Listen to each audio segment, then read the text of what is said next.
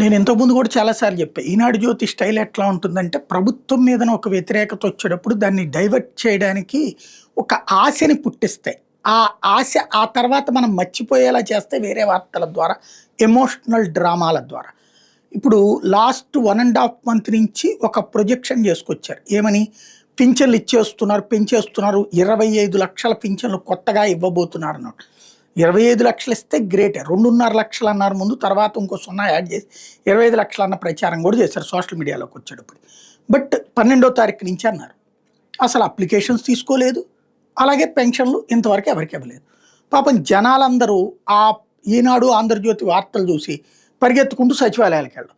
సచివాలయాల్లోనేమో అసలు option open చేయాలి కదా, వీళ్ళు అప్లై చేస్తే పెట్టడానికి.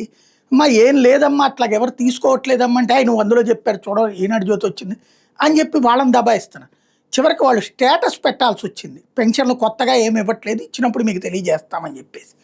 ఎందుకు ఈ కర్మ పట్టింది అంటే ఈనాడు జ్యోతి వాళ్ళు.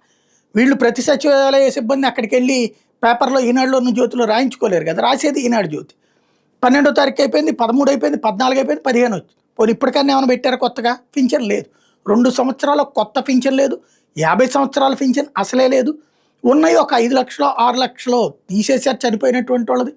అలాగే వికలాంగుల పింఛన్లు 1,00,000-1,50,000 తగ్గించేశారు. ఓవరాల్గా ఇదే అంశాన్ని ఇవాళ సాక్షి హైలైట్ చేసింది. కొత్త పింఛన్ కాకమ్మ కదలే అన్న పాయింట్.